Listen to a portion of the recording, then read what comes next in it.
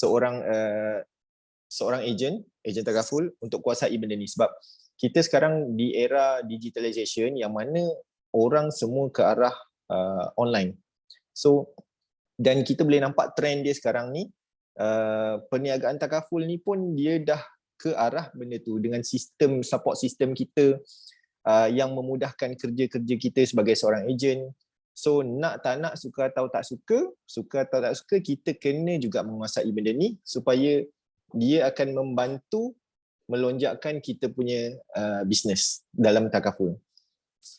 So saya pasti tajuk ini ramai orang yang nak tahu sebab saya pun actually banyak terima feedback daripada kawan-kawan sendiri, kawan-kawan ejen yang mana diorang bertanya macam mana kita nak mengadaptasi bantahan-bantahan yang diterima dan macam mana kita nak counter balik secara inilah, kita nak bawa counter back balik apa yang bantahan yang diterima. Sebab dia bantahan secara online ni, bila kita buat takaful secara online ni, actually bantahan yang kita terima ataupun objection lah, objection yang kita terima ni dia tak sama macam kita buat secara face to face. Sebabnya kalau secara face to face tu dia ataupun secara offline, dia objection tu dia direct terus kepada kita. Dia akan bagi tahu sama ada dia tak berminat ke, ataupun dia nanti dulu ke, ataupun dia terus reject kita. Contoh kalau kita buat direct approach dekat mana-mana mall ke apa, kalau dia tak nak, then dia akan terus reject lah, sama ada dia bagi apa-apa alasan, ataupun yang biasa ejen kena, biasa dia orang bagi contact number tapi bukan actually nombor yang sepatutnya, bukan nombor dia lah. So itu kalau offline. Tapi kalau online ni dia berbeza, dari segi bantahan-bantahan dia berbeza. So nanti kita cuba tengok apa bantahan-bantahan biasanya yang diterima. Ni saya kongsikan based on apa yang saya buat lah, apa yang saya dah go through. So saya kongsikan dekat sini. Okay, boleh next.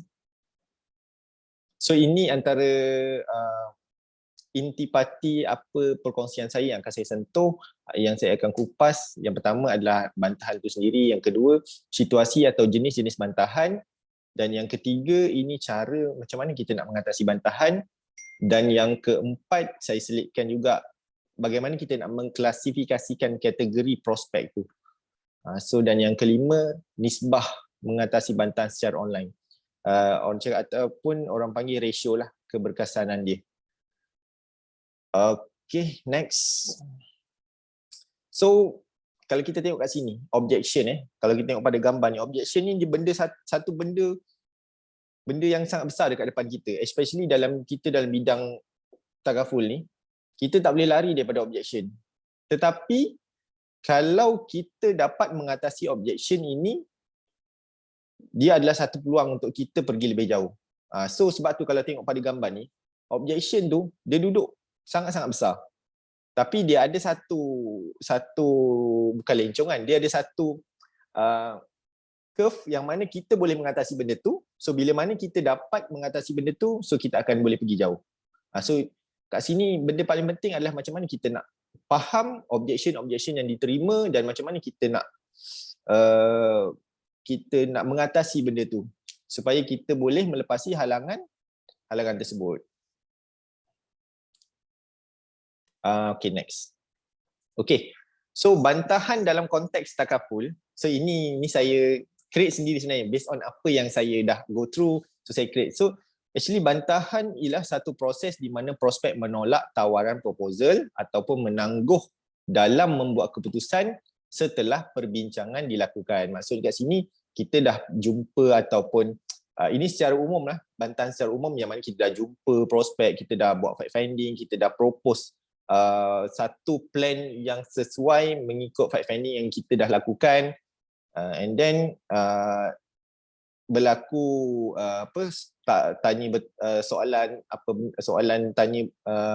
pertanyaan soalan antara prospek dengan ejen, and then dia tolak kita punya proposal ataupun dia tolak secara halus lah, sama ada dia menangguhkan keputusan ataupun dia bagi decision yang mana dia nak fikir dululah, dia nak discuss dulu dengan rumah, dia nak discuss dulu dengan parent dan sebagainya. So dalam konteks perniagaan takaful yang dijalankan secara online, saya mengklasifikasikan kalau seseorang tu diam pun ataupun bahasa mudahnya dia blue tick tanpa sebarang respon, so itu juga merupakan bantahan secara halus yang mana sehingga kini saya pasti ramai ejen mengalaminya. So sebenarnya ini yang paling banyak saya dapat soalan daripada kawan-kawan. Macam mana sebenarnya kalau prospek ni diam apa semua kan? Sebab dalam bantahan dalam perniagaan online ni, takaful secara online ni, bila kita memasarkan takaful ni secara online, kita akan dapat leads daripada prospek yang bertanya kita punya produk. Dia tak sama dengan situasi kalau kita buat offline. Offline ni lebih kepada kita call dia, kita buat direct approach, kita baru nak tanya dia. Kita baru nak direct approach dia, kita baru nak tanya sama ada dia dah ada plan takaful atau apa sebagainya. Tapi dalam online ni, dia dah tengok dah iklan kita. Dia maksudnya ada intention. Bila dia WhatsApp kita tu, dia ada intention. Contoh kita buat iklan medical card. So dia tanya kita punya medical card. So kat situ dia dah ada intention. Oh, aku nak tahu berkenaan dengan medical card ni. So aku WhatsApp. So itu contoh dia. Dia berbeza. So bila secara online ni, seseorang tu sebenarnya dia dah ada intention. Dia dah ada intention tentang plan yang kita iklankan ataupun kita pasarkan. Cumanya bila online ni, dia tak ada perjumpaan antara ejen dan prospek secara depan, memudahkan sesuatu engagement tu dia akan habis macam tu je. Sebab macam seorang prospek pun dia dah tak ada keep contact, maksudnya tak ada contact antara ejen dengan prospek. So dia pun boleh tinggalkan macam tu je. So itu sebenarnya satu cabaran kita. Macam mana kita nak memastikan orang yang WhatsApp kita tu, kita dapat pastikan dia ambil dengan kita. Itu yang paling penting. Next. So bantahan ni sebenarnya bagus ke atau tak bagus? So kat sini saya buat dua kategori. Yang bagus dan tak bagus. So actually dua-dua dia bantahan ni dia akan bagi implikasi kepada dua perkara lah. Yang pertama bagus dan yang kedua dia ada tak bagusnya. Okay, kita tengok yang pertama. Okay, so actually bantahan ni, objection ni dia actually bagus untuk meningkatkan daya tahan seseorang, especially dari segi emosi lah. Sebab bila kita terima objection, semakin banyak kita terima objection, semakin membuatkan kita lali ataupun orang cakap alah bisa tegar biasa. So maksudnya dia dah jadi satu rutin ataupun ruji makanan dia. Bantahan ni satu makanan dia yang mana dia dah tak ambil pusing dah tak ambil kisah. Maksudnya dia dah tak letakkan itu ke dalam hati dia. So bila seseorang ejen tu dia dah sampai tahap tu, emosi dia dah tak terganggu disebabkan objection daripada prospek, dia akan tak efek lah dari segi perjalanan bisnes dia. Sebab emosi ni dia akan mengganggu kita punya bisnes. So yang kedua, dia akan meningkatkan tahap keyakinan. So of course lah bila kita semakin banyak objection yang kita terima, so semakin tinggi tahap keyakinan kita. So bila kita buat presentation apa semua, dia akan lebih menyebabkan kita lebih yakin. So menimba banyak pengalaman, of course. Dan yang keempat, dapat memahirkan lagi kita punya closing skill. Okay, next.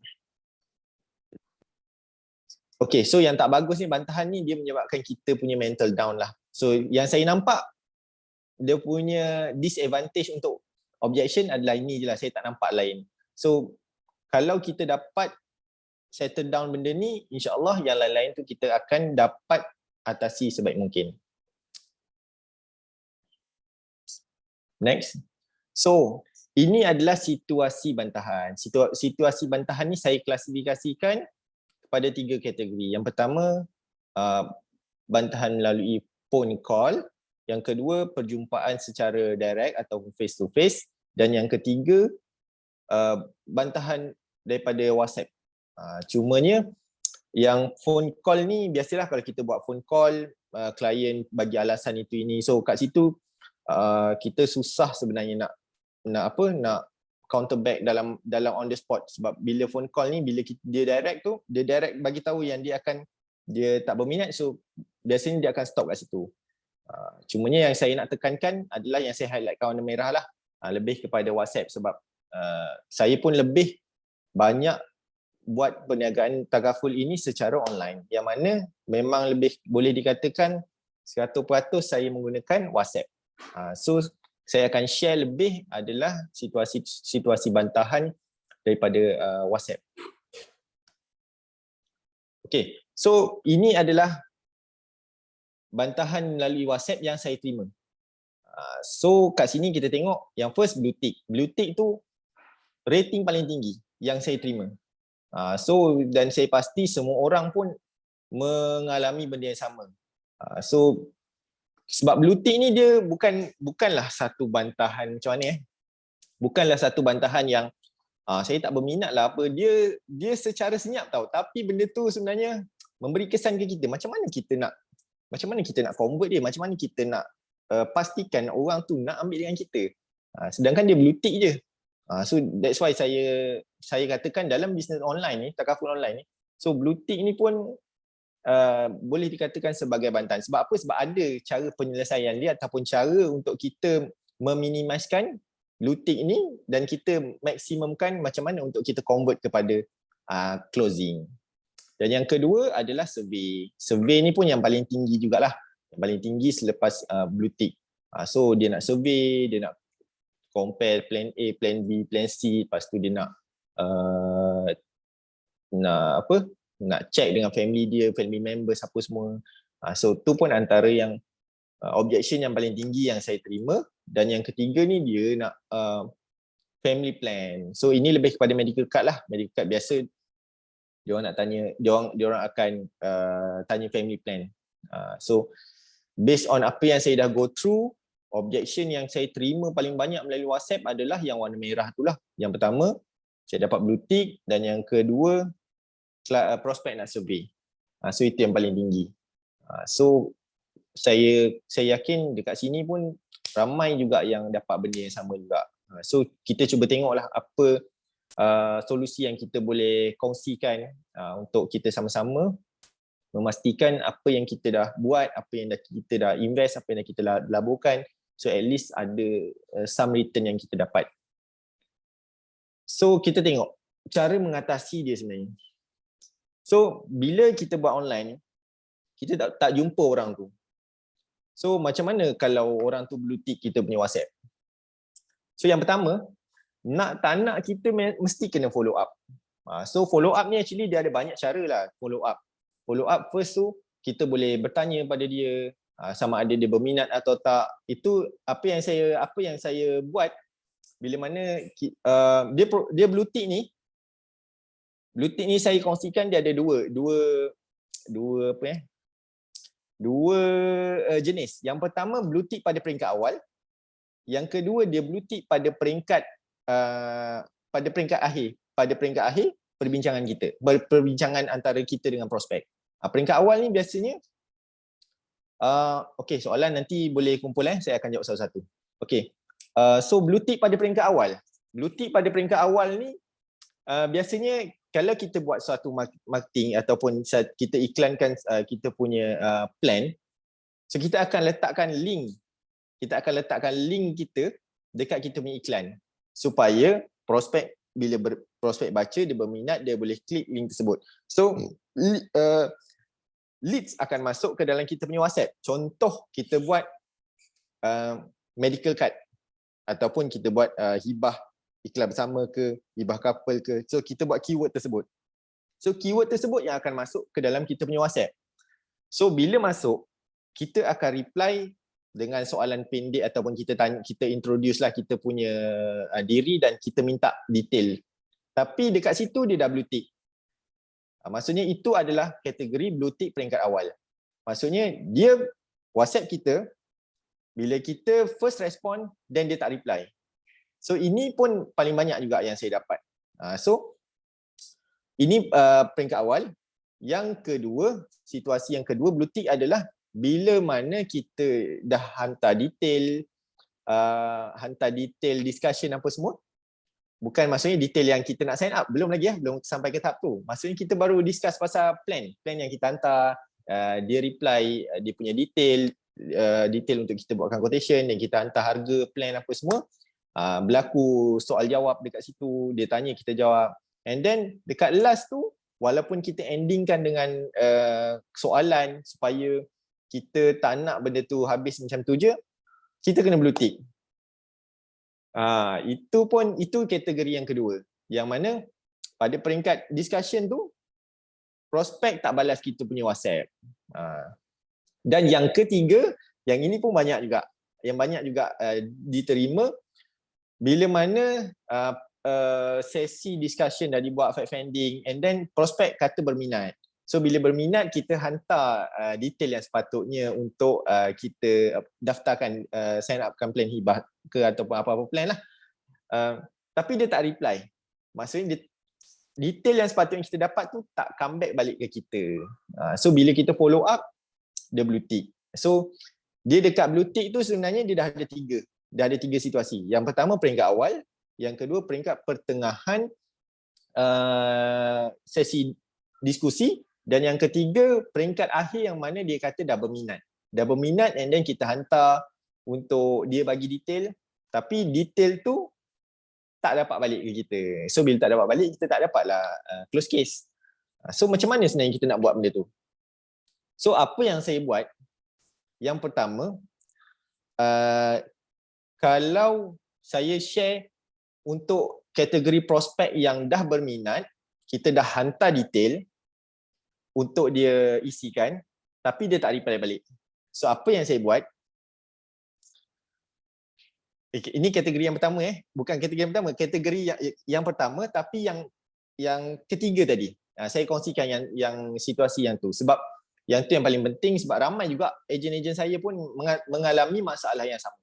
So apa yang saya buat, bila dia tak come back balik detail untuk kita sign upkan plan untuk dia, saya akan tanya contoh. Saya bagi contoh.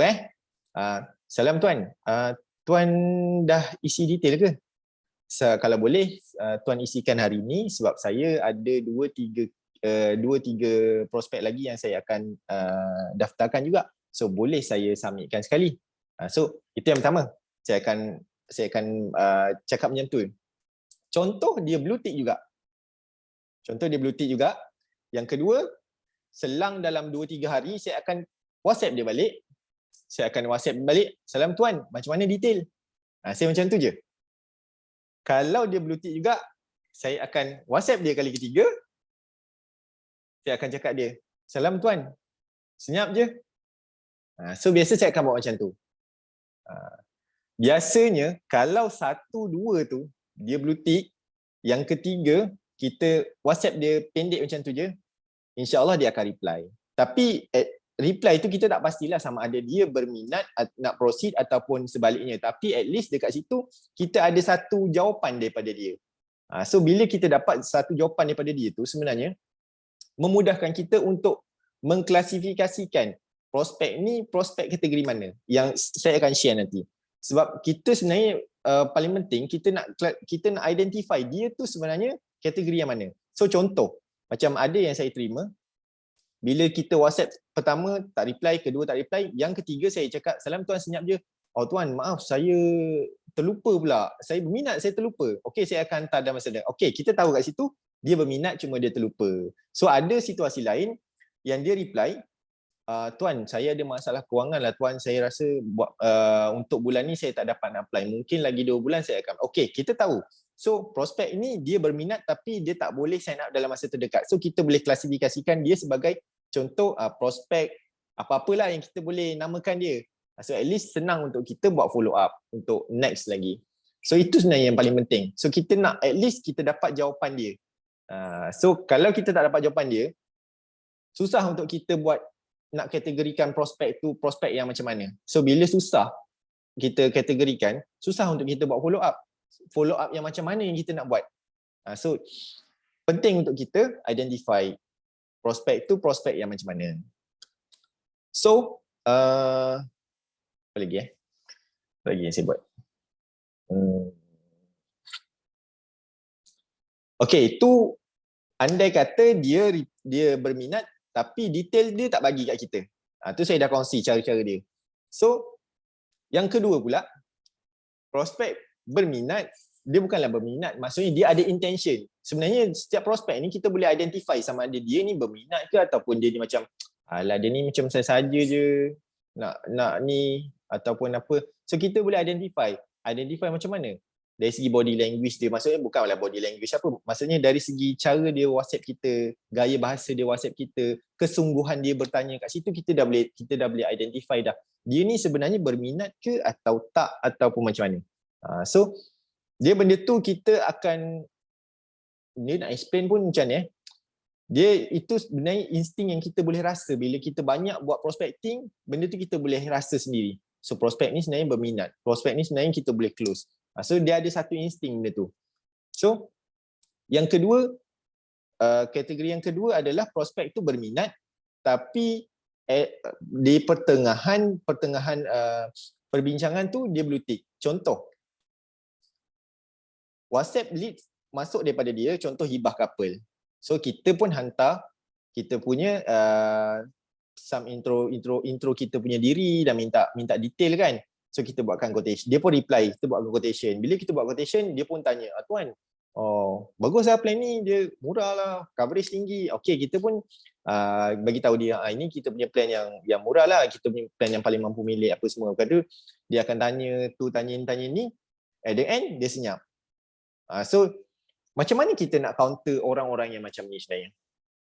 So kalau kategori yang macam ni, biasanya selang 1-2 hari saya akan tanya, salam tuan, macam mana tuan? Okey, tak apa, nanti saya baca.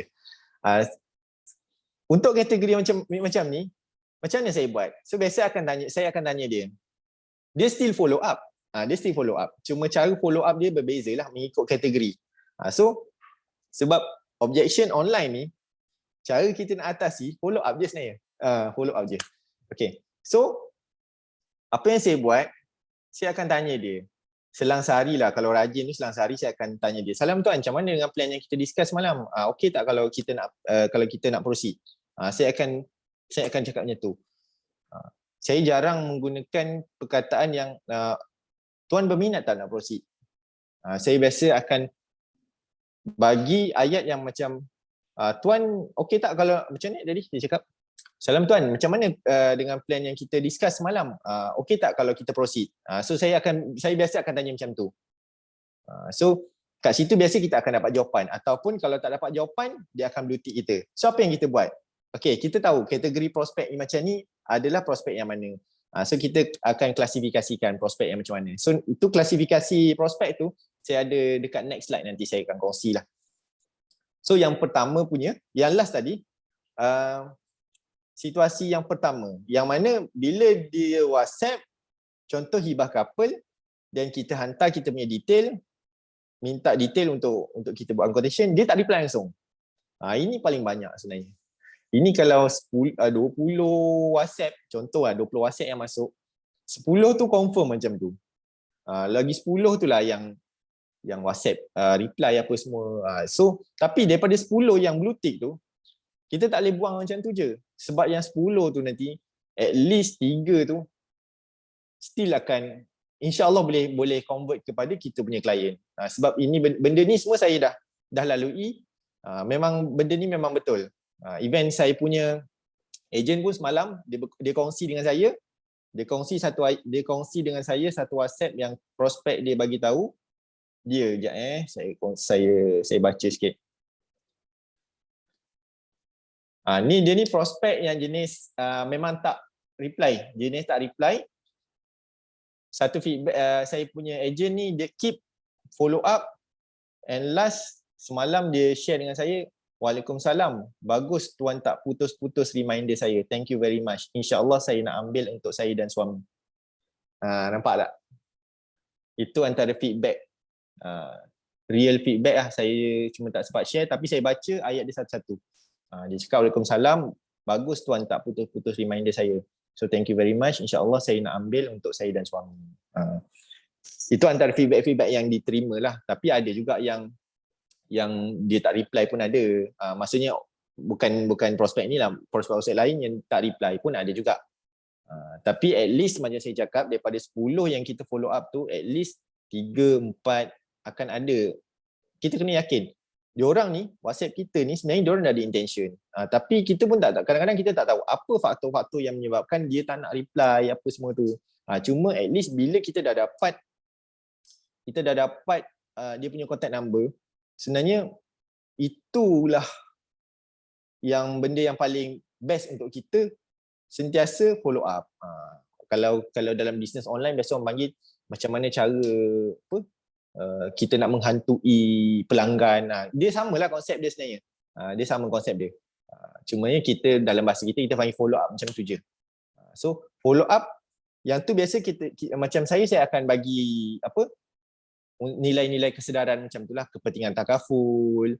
So saya akan share benda-benda macam tu, ataupun yang mana ada claim apa semua, so kita minta izin daripada ejen. So kita kongsikan je. So saya yang jenis macam itu, saya klasifikasikan dia sebagai prospek yang cold prospek lah. Maksudnya prospek yang susah nak kita close, tapi kita tak boleh tinggalkan.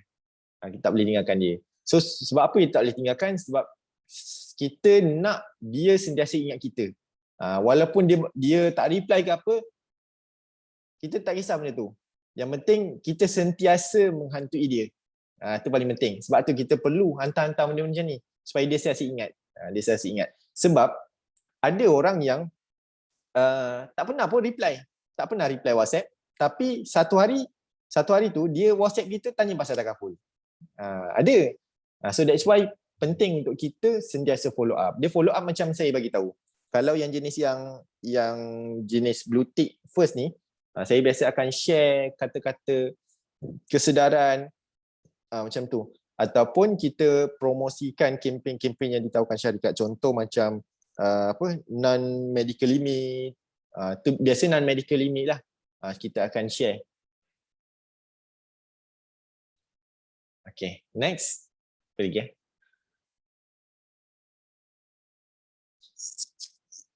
Boleh next slide tak? Okay, so ini klasifikasi kategori prospek. Ini saya buat sendiri. So saya klasifikasikan 3 kategori. Yang pertama hot, yang kedua warm, yang ketiga cool. So kita tengok hot ni macam mana. Hot ni dia berminat, sangat berminat dan responsif setiap jawapan balas yang diberikan, cuma tak ada decision on the spot. Ataupun dia berminat dan dah minta detail tapi tak bagi lagi detail. Macam saya share tadi. Macam saya kongsi. So dia minat dah. Kita dah hantar dah apa yang diperlukan, detail yang diperlukan untuk sign up. Tapi dia tak reply. So kaedah-kaedah untuk follow up adalah macam saya kongsi tadi. Kita tanya dia, tuan, macam mana tuan? Boleh sendkan tak hari ni? Biasa saya ni jenis nak cepat close je. Saya jenis nak cepat close. So bila kalau dia dah berminat tu, saya akan, kalau boleh saya minta dia hantar detail hari ni. Sebab saya akan cakap lah, saya ada 2-3 prospek lagi saya nak key in. Boleh saya key inkan sekali. Macam tu lah. Kita tricky ayat apa semua macam tu. So supaya dia ada satu urgency untuk dihantar ke kita juga. Macam okey lah, boleh lah. Alang-alang dah buka sistem, boleh key inkan aku punya sekali. Contoh macam tu lah, dia punya rasa. Kita cuba create macam tu. Dan kalau dia blue tick apa semua, saya akan follow up macam saya bagi tahu tadi. So kita akan tanya sama ada dia berminat atau tak. Dan kalau dia blue tick juga, so saya akan tanya dia, salam tuan, senyap je. Saya akan tanya. Biasanya kalau yang ketiga tu, kalau 10 tu, 8 orang akan reply. 8 orang akan reply kalau kita tanya macam tu. Salam tuan, senyap je. Dia akan reply. So kat situ kita tahulah dia ni kategori prospek yang macam mana, yang mana. So kalau yang macam ni kita boleh kategorikan dia sebagai hot. So bila hot ni kita kena jaga database prospek yang hot ni. Kalau boleh kita kena keep follow up, ataupun contoh kena COVID. dia kena COVID kan. Dia kena COVID, tak cukup lagi tempoh 3 bulan tu, tempoh 3 bulan menunggu tu. So kita kira siap-siap bila date dia akan discharge daripada 3 bulan tu. So kita pastikan 3 bulan lepas tu kita kena follow up balik. Sebab ramai orang sebenarnya dia tak jaga pun follow up. Follow up ni dia tak buat. Bukan tak buat, dia tak buat betul-betul. Sebenarnya follow up ni lah yang melonjakkan kita punya closing. So kita sebenarnya tak boleh mengharap bila kita buat iklan secara online kita boleh dapat close terus on the spot. Tak. Sebenarnya ada, kita akan dapat prospek-prospek dari Sugar yang macam tu lah. So bila kita explain apa semua, dia terus nak ambil. Ada, tapi tak semua.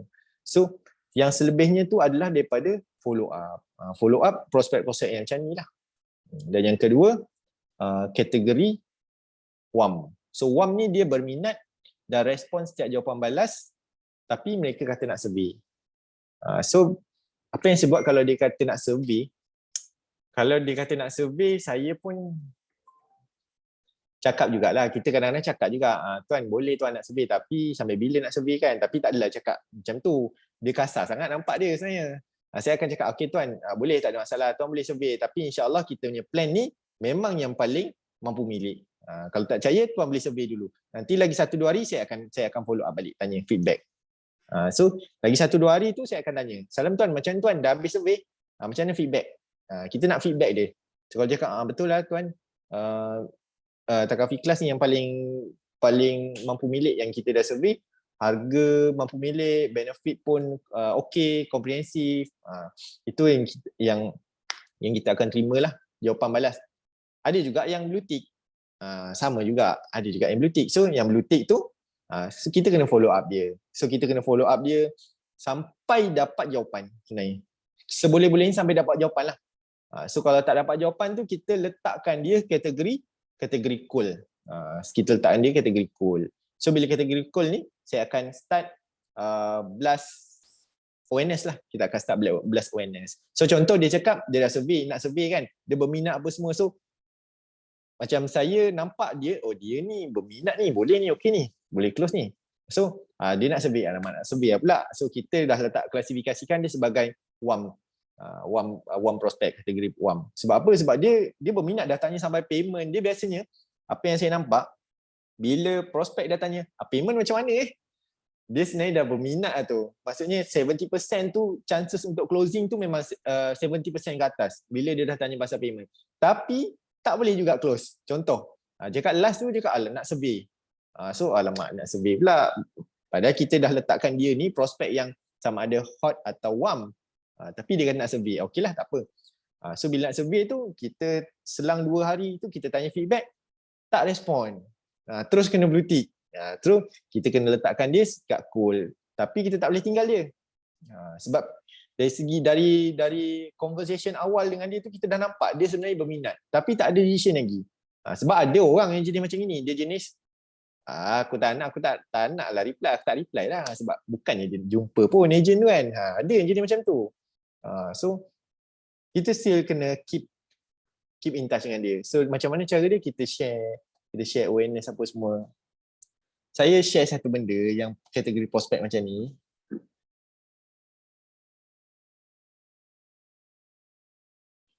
Saya share sekejap saya kongsi sikit apa. 23 Februari. Ni memang tahu nak cakap ni. Okey.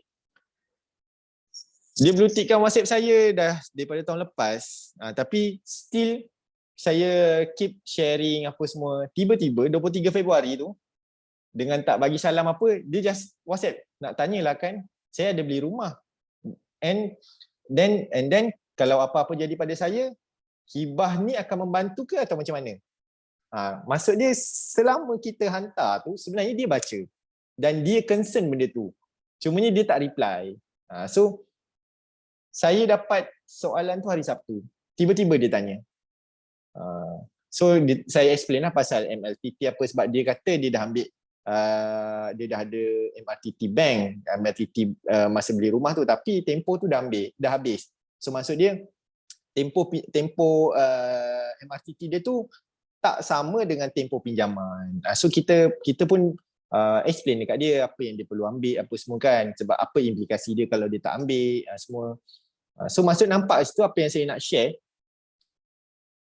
most of prospek yang dah WhatsApp kita ni, whatever situasi yang berlaku sekalipun, sama ada dia tak reply ke, ini yang tak reply, yang reply okey lah, memang tak ada isu pun. Yang tak reply ni, majoriti ni diorang baca sebenarnya. Majoriti diorang baca. Cuma kita ni jangan putus asa, tu je. Jangan putus asa.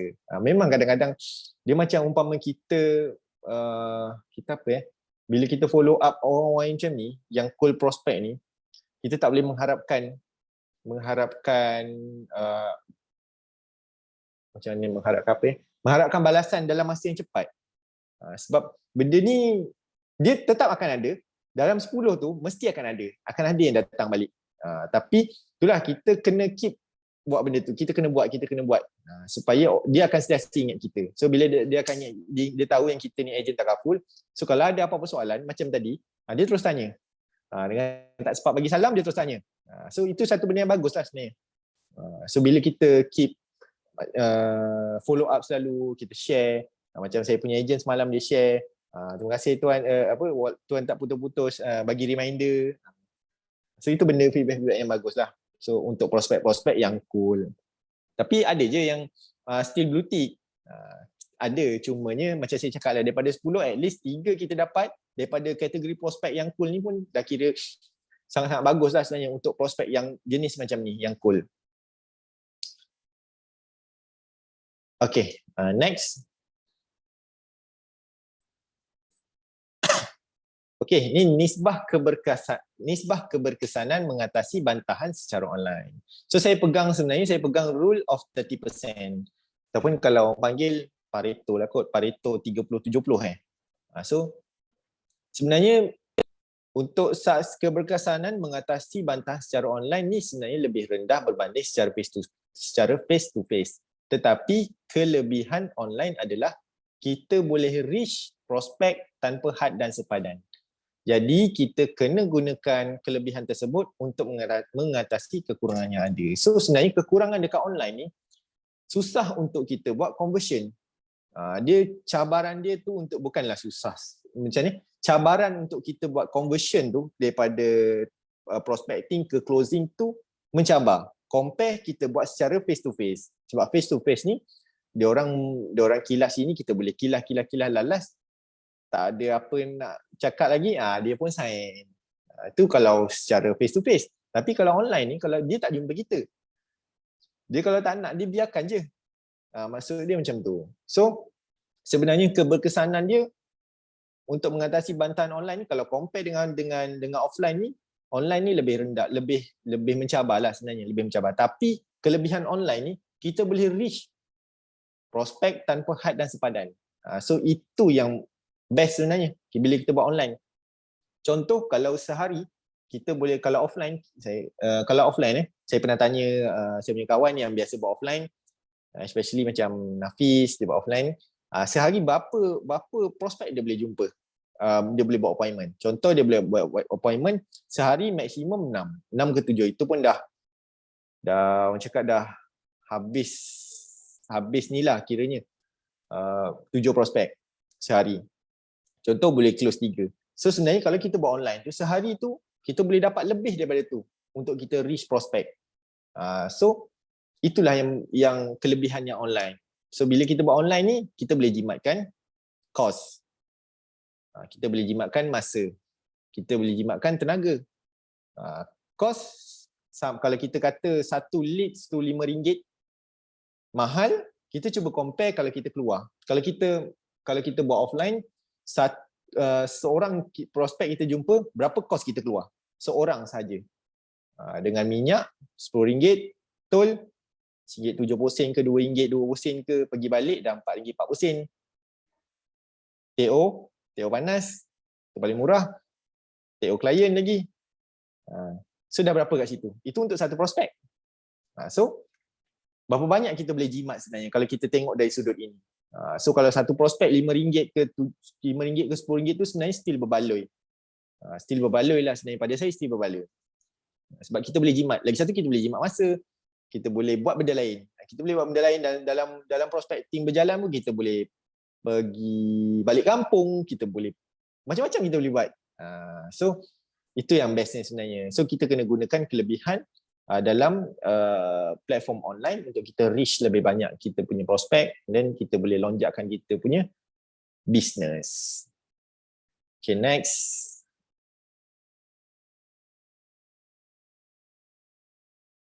Okay, dah habis tu punya. Okay, saya buka sesi Q&A lah kalau ada apa-apa soalan ataupun kita punya moderator boleh bacakan ke pun okay juga kot saya rasa. Ada dekat chat tu, ada 3 soalan. So yang first Cik Amir, berapa kali follow up untuk setiap prospek tu? Jawab lah. Okay, berapa kali kerap kita hantui prospek? Kita follow up. Kita follow up prospek.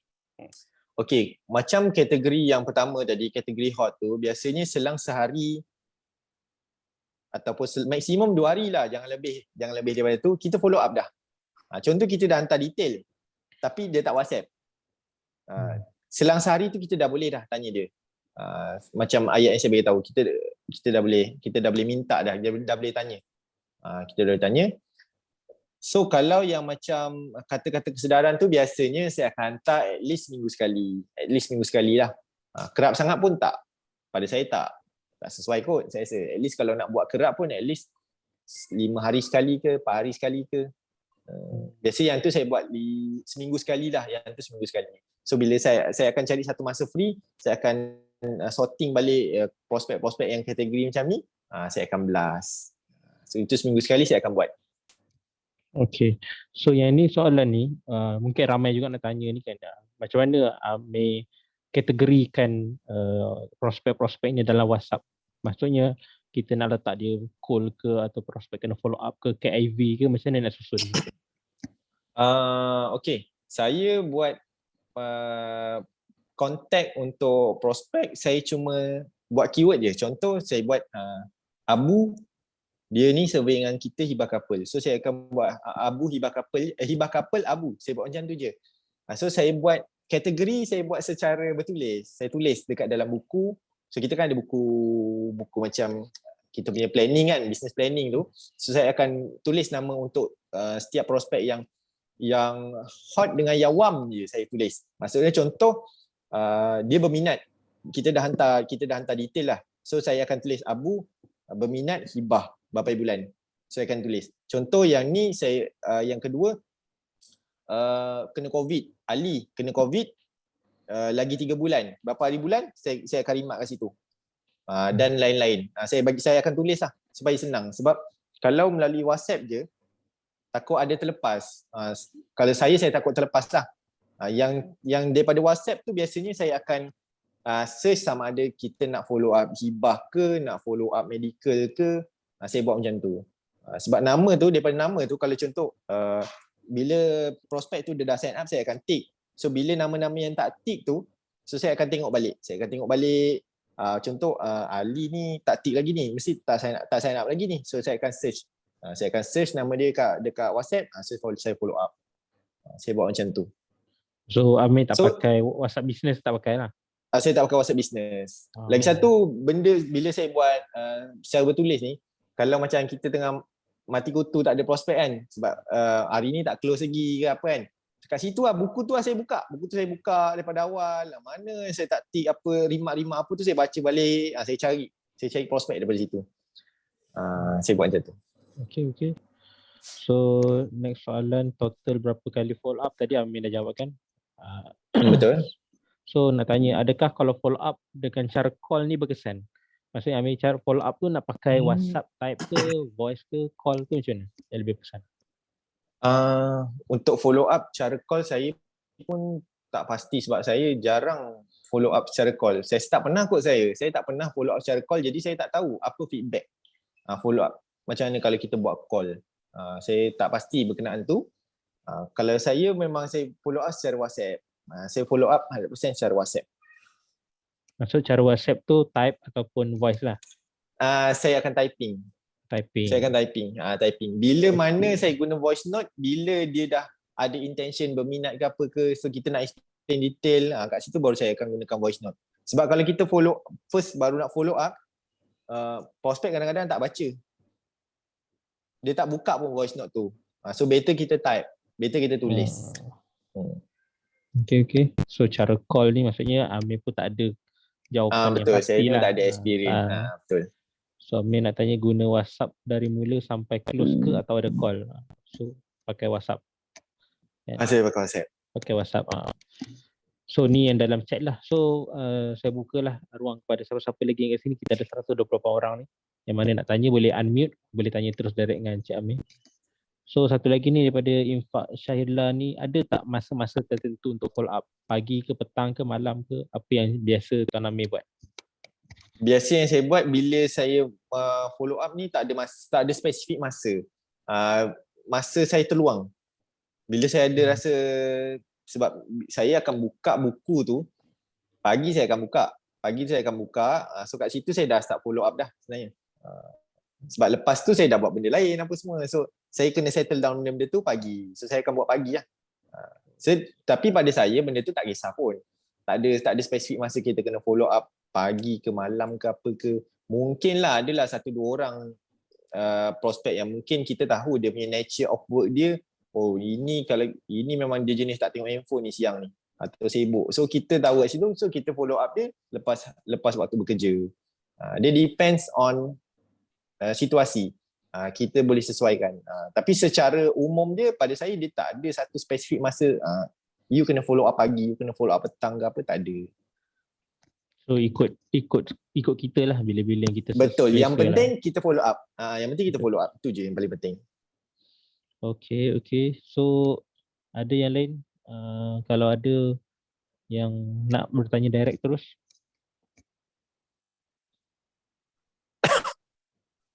Ada?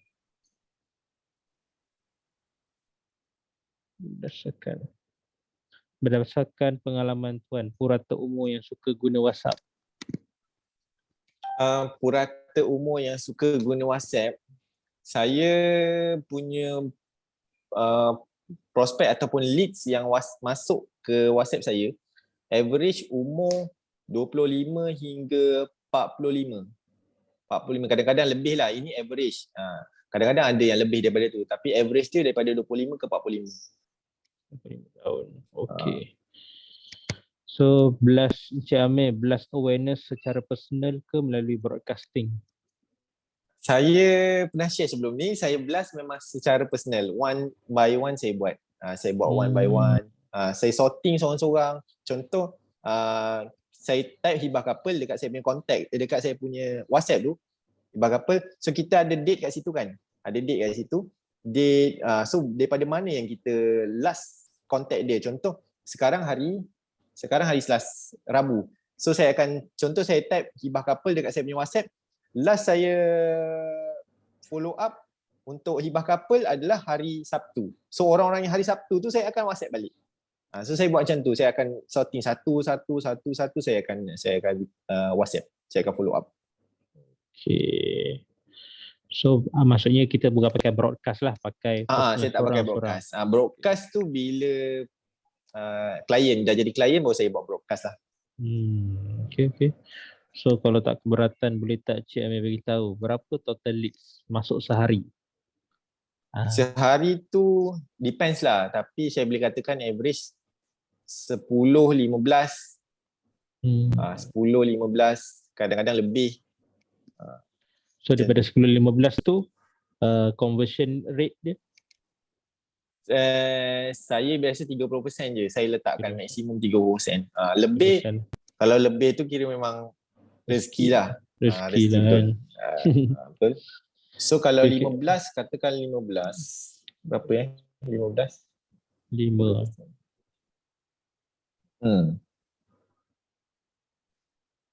15 kali 30%.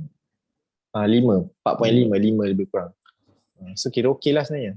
Sehari kita boleh dapat 5. Tapi kadang-kadang prospek-prospek ni bukan kita dapat close on the spot kan. Tapi dia kadang-kadang bulan depan, kadang-kadang minggu depan. Tapi okey lah.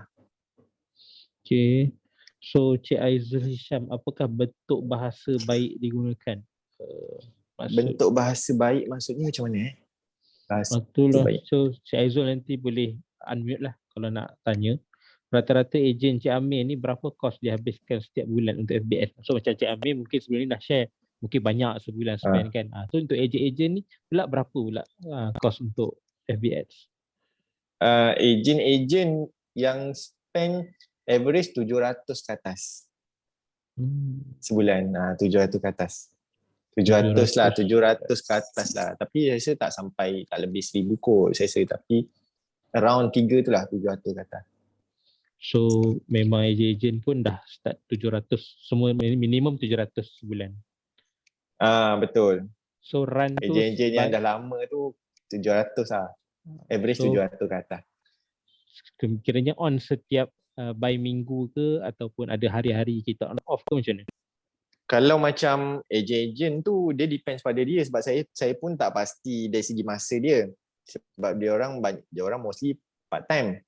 So saya cuma pastikan dia kena buat prospecting. Saya cuma cakap kat dia prospecting jangan stop.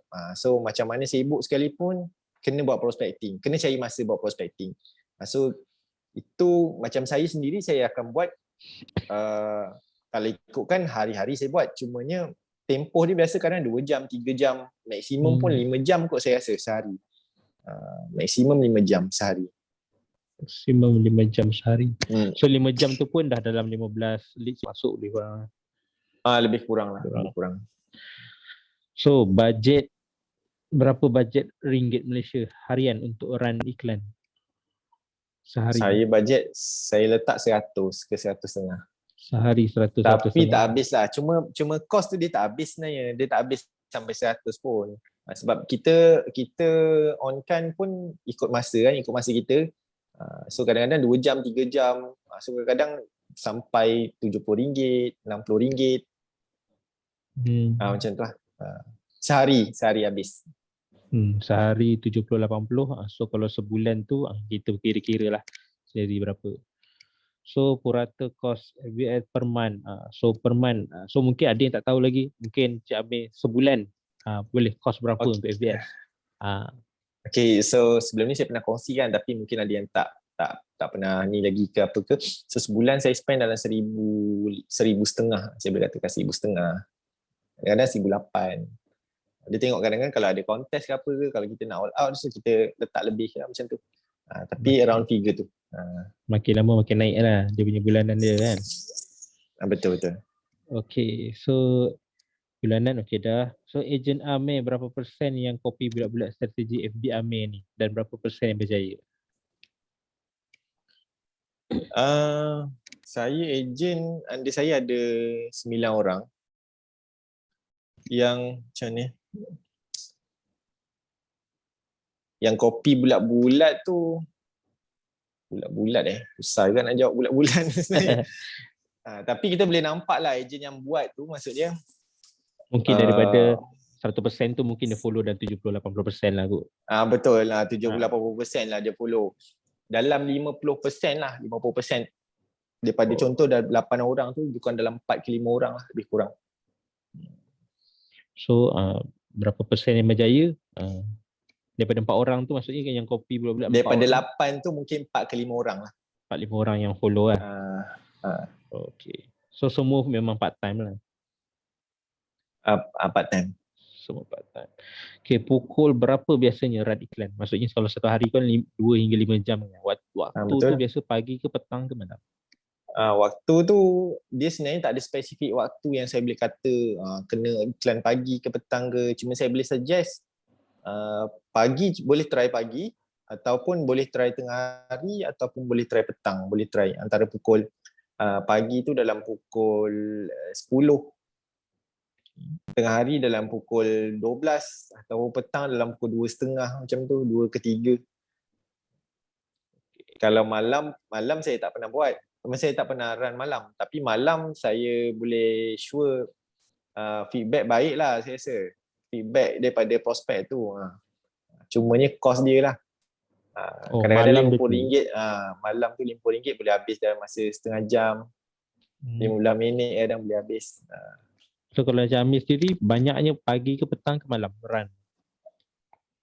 Malam tak pernah. Malam tak pernah. Malam tak pernah. Pagi, petang, tengah hari. Okey. So bagaimana ayat untuk memulakan mengenali prospek? Oh ni mungkin orang tu dah masuk kat kita punya leads. Mungkin ayat pertama kita nak tanya tu. Mungkin dia tekan saya berminat kan. So apa ayat kita balas tu? Okey, biasanya saya akan reply sesimpel yang mungkin lah. Saya akan reply, terima kasih kerana berminat dengan plan Takapi Kelas. Nama saya Amir Hamzah. So boleh saya dapatkan detail di bawah untuk saya bantu. So detail tu biasa saya akan minta nama dengan umur. Saya minta ataupun nama dengan tarikh lahir. Tu je dulu. Saya minta tu je dulu. So starting awal kita Compare, tengok dia reply lah. betul. Compare kita minta banyak-banyak dan bila prospek baca, kita kena letakkan diri kita ni sebagai prospek juga. Sebab kadang-kadang prospek ni bila dia WhatsApp kita tak tahu dia tengah buat apa, dia tengah kerja apa semua kan. So kita kena ambil kira benda-benda tu. Kadang-kadang bila dia nampak banyak sikit ni, dia rasa malasnya nak reply. Padahal benda simple je yang kita minta sebenarnya. So benda paling penting kita nak pastikan dia reply kita. Tu je sebenarnya. So kita bagi ayat simple lah, yang penting dia reply. Betul, sesimpel yang mungkin supaya dia reply WhatsApp kita. Okay. So daripada Muhammad Akif ni kan, so soalan ni pun dia kata macam mana Cik Amir ni pre-mindset ejen-ejen baru untuk keluarkan kos sampai RM700 sebulan tu kan. So bagi orang mungkin ada tinggi juga, mungkin ada orang keluar 200-300 sebulan, tapi 700 tu agak tinggi. So macam mana Cik Amir boleh sampai ejen-ejen tu boleh keluarkan kos tinggi tu? Macam mana nak cakap ni soalan ni. Sebabnya ejen-ejen ni kawan-kawan. Kawan-kawan. So bila kawan-kawan ni kita macam ni, kita senang nak yakinkan dia. Macam tak tahulah orang lain. Macam saya bila kawan ni senanglah untuk kita convince dia. Ramai juga yang tanya macam mana nak convincekan ejen-ejen baru untuk keluar kos. Sebab benda ni susah sebenarnya. Sebab kita suruh dia keluar kos tapi dia punya return dia tak tahu macam mana. So itu sebenarnya susah. Tapi sebab yang saya pun memang tak ada ejen daripada luar, semua ejen kawan-kawan. So bila kawan-kawan ni, yelah bahasa kita dengan kawan pun tak sama macam bahasa kita dengan ni kan. So cara sembang kita dengan kawan-kawan pun lain kan. So macam tu lah dengan kawan-kawan ni, macam kita boleh cakap, alah kau keluar je lah cakap 700 pun tak boleh nak keluar, macam contoh macam gitulah. Contoh maksud dia macam tu. Okay, so 700 je kan keluar sebulan. So maksudnya ejen-ejen yang kita pilih pun maksudnya ejen-ejen semua yang bekerja, maksudnya dia memang dah ada income yang okay lah. Betul, of course lah. Itu of course lah, dia mesti kena ada income lah, ataupun dia ada duit lebih untuk dia buat benda ni. Sebab kita pun tak nak paksa dia sebenarnya. Kita tak nak paksa kalau dia kena keluarkan benda ni, tapi at the same time ada benda-benda lain yang dia kena korbankan. Tu pun tak bagus juga sebenarnya. Betul. So satu lagi Cik Amir, run iklan. So iklan yang sama ataupun ada buat posting baru, buat setting baru, ataupun on off iklan yang sama? Kalau tengok saya punya iklan ada banyak sebenarnya. Saya naikkan iklan. So dia ada yang saya guna sama, tapi dalam masa sama kita iklan juga yang lain-lain supaya benda tu jadi backup. So kita maksudnya ayat dengan poster tu yang baru ataupun pakai ayat lama ataupun kadang-kadang ayat lama, kadang-kadang ayat baru. Kalau tengok kat saya punya page tu, yang poster-poster baru tu ayat dia ayat baru sebenarnya. Maksudnya kita tukar ayat, kita refresh balik. So maksudnya tukar copywriting baru tapi targeting yang sama ataupun targeting baru? Targeting sama je macam saya share sebelum ni. Cuma saya biasa buat split test dari segi copywriting, dari segi poster. Lagi satu biasa orang share, bila orang buat apa? Orang buat link. CTA, call to action. Call to action. Sebab kalau buat traffic ni sebenarnya kita tak digalakkan letak CTA tu sebenarnya. Sebab bila letak CTA tu sebenarnya dibuat adalah untuk landing page ataupun website. So bila kita letak link WhatsApp, dia tak sesuai. That's why kadang-kadang link klik banyak, WhatsApp tak masuk. So itu sebenarnya salah satu isu dia. Sebab kita letak link WhatsApp. Sepatutnya benda tu adalah untuk link landing page ataupun website. Tapi kita letak link WhatsApp. So biasa itulah yang kita akan buat split test sama ada kita letak CTA ataupun tak letak. So kita tengok macam mana.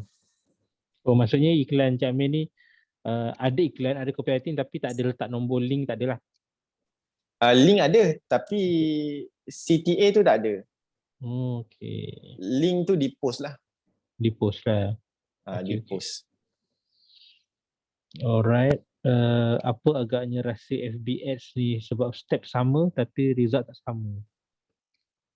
So mungkin ada orang tiru Cik Amir buat. Hari tu dah share kan. Cik Amir buat apa, pergi targeting kat negeri mana, orang macam mana, apa kita punya, tapi bila kita buat tak jadi juga kan.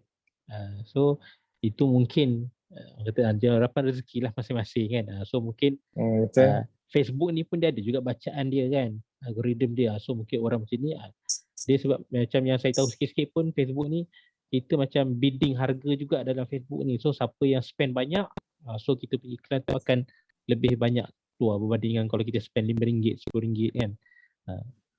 So itu mungkin salah satu sebab. So okay, dah 10 suku. Ada lagi tak yang nak bertanya? Banyak juga soalan malam ni kan. So mungkin ada yang direct mungkin tak pernah berjumpa Zoom sebelum-sebelum dengan Cik Amir kan. So mungkin nak tanya kan. Okay. Ada siapa tu? Mustaqim. Okay. Sila Mus. Nak tanya pada Abang Minarpi kita, antara FB dengan Insta, IG, mana lebih berkesan iklan dia tu? Lebih berkesan saya rasa Facebook. Facebook. Tapi orang cakap Facebook ni macam dia punya purata klien ni, prospek ni macam tak berkualiti. Maksudnya yang macam maksudnya daripada Facebook ni tak berkualiti, kurang berkualiti lah compare Instagram. Ke macam mana? Macam tu. Betul Channel sekali lagi dia terputus-putus Mus. Itu problem. Dengar? Dengar. Dengar. Sekali lagi. Atau cakap bukan, kata IG dengan FB, jadi percentage yang banyak reply FB ke IG itu lah, sebab itu yang soalan ni. Okay, boleh. Pada saya yang banyak, yang lebih genuine adalah daripada Facebook compare daripada Instagram. Facebook lah lebih genuine. Instagram ni dia lebih kepada macam mana nak cakap Saya pernah buat tembak Instagram ni, saya pernah buat. Cumanya memang banyak yang swipe up tapi WhatsApp tak masuk. Banyak yang macam tu. Sebab lagi satu kita kena tahu juga objektif kita buat iklan adalah untuk sale. So bila kita buat IG dia tak full tahu detail. Dia akan keluar gambar je. So dia nak kena see more dekat story tu. Tu pun salah satu faktor jugalah kat situ. Kita tak boleh deliver apa yang kita nak sebenarnya ke klien, ke prospek maksudnya. Okay. Tapi tak tahulah kalau orang lain yang ada buat Instagram yang okey ke apa tu, wallahualam lah, saya tak pasti. Sebab ini based on apa yang saya buat, memang saya tak dapat banyak yang okey lah kot daripada Instagram. Okay, soalan kedua lah nak tanya sikit kan. Boleh tanya? Boleh. Okay, buat property sebelum ni kan, antara iklan property dengan iklan takaful, mana lagi tinggi modal dia? Dia macam mana? Dia ini dah kira compare, bukan apple to apple lah ni. Property dia tak sama. Property dia tak main. Property dia sama macam saya, property saya gunakan mudah. Saya tak gunakan FB. So dari segi return dia pun tak sama untuk Facebook dengan untuk property dengan takaful. So saya rasa tak sesuai kot saya rasa jawapan dia tu. Sebab property pun dia punya commission pun 3%. So kalau kita jual 500,000, 3% dah berapa, dia dah tak sama dia kat situ. So kira tak fair lah, kalau saya jawab tu tak fair lah sebenarnya. Okay. Terima kasih yang Mus. So ada lagi. So mungkin nak tanya jugalah. So saya sini tanya. Sekarang ni kan orang dah mau tu banyak buat TikTok kan. So Amir sendiri ada tak TikTok ke? Ada buat sharing kat TikTok ke? TikTok sebenarnya satu platform yang bagus juga pada saya. Cumanya saya kurang sikit. Cumanya baru nak explore benda tu. Ada TikTok tapi tak ada konten apa pun. Cumanya TikTok ni kita boleh explore. Kita boleh explore lebih ni sebab saya rasa ramai kat sini ada TikTok ni yang dah masuk FYP apa semua kan. Tapi ini kira satu platform yang kita boleh explore jugalah. Sebab TikTok pun sekarang dah ada TikTok Ads. Tapi saya tak pastilah dari segi keberkesanan macam mana. Yang saya boleh pasti TikTok Ads ni kos dia murah. Kos dia murah. Sebab apa? Sebab dia baru. Dan orang tak ramai lagi venture ke dalam TikTok Ads. Dia sama macam Facebook. Facebook dulu kita boleh dapat satu klik 1 sen. Sekarang tak boleh dapat. Dia sama macam tu lah. So TikTok ni pun macam tu. Betul. So ada soalan lagi. So satu lagi dah last kalau saya nak tanya kan. Contoh Cik Amir ada prospek yang dah 3 bulan, 4 bulan yang mungkin ramai prospek yang dah tanya tapi dia tak ambil. So yang 3-4 bulan tu macam mana kita nak comeback balik, macam kita nak tukar convert pada sale lah. Sebab mungkin dah 3 bulan 4 bulan mungkinlah dia dah ambil company lain dan sebagainya kan. So masih kita simpan lagi ke dia orang sebagai kita punya nak follow up ataupun kita dah sampai 3 bulan 4 bulan kita biar je. Jangan, pada saya janganlah. Sebenarnya 3-4 bulan tu pada saya baru lagi sebenarnya. Baru. Pada saya 3-4 bulan tu baru. Dan saya akan keep follow up dia. Saya akan share awareness ataupun kita akan tanya salam tuan, dah dapat ke plan yang dia nak, kita akan tanya. Sama ada kita share awareness ataupun kita akan tanya dia. Contoh yang biasanya saya akan tanya macam tu bila prospek-prospek yang kita dah kategorikan dia sebagai WAM. Maksud dia dah pernah rancak berwasiat dengan kita apa semua. Lala dia blue tick sampai kesudah dia blue tick. Tapi sebelum tu dia rancak bertanya, dia berminat. So kita nampak dia ni berminat sebenarnya ni. Maksudnya kita boleh close ni kot rasanya. Tapi tak boleh close. Sampailah 3 bulan, 4 bulan. So saya akan tanya. Saya akan tanya sama ada dia dah dapat plan yang dia nak ke. Ataupun kalau yang jenis blue tick apa semua, kita just keep pastikan yang kita ni sentiasa menghantui dia lah, yang supaya dia tahu yang kita ni adalah ejen takaful. So kalau dia nak cari apa-apa, jadi kekat ke, apa-apa takaful ke, dia akan cari kita. Dia akan WhatsApp kita dulu. Okay. So maksudnya walaupun dah lama dapat prospek tu dah lama pun kita still follow up je lah. Betul. Follow up je lah. Pada saya 3 bulan tu baru lagi sebenarnya. Pada saya 3 bulan tu baru.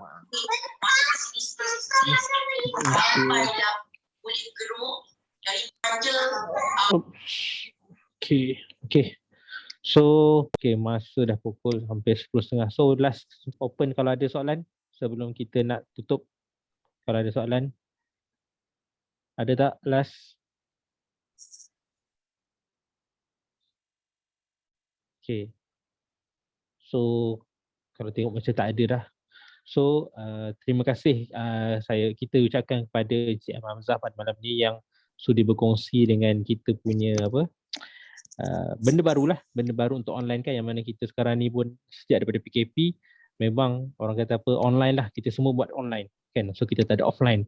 So saya harap masing-masing dapat input yang baik daripada Encik Amir ni dan kita boleh gunakanlah untuk kita punya customer prospek kita untuk menangani bantahan kan.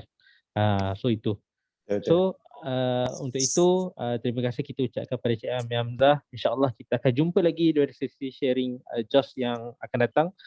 So terima kasih kepada semua. So kita akhiri kita punya majlis malam ini dengan tasbih farah dan suratul As. Subhanakallahumma asyhadu an la ilaha illa anta astaghfiruka wa atubu ilaik.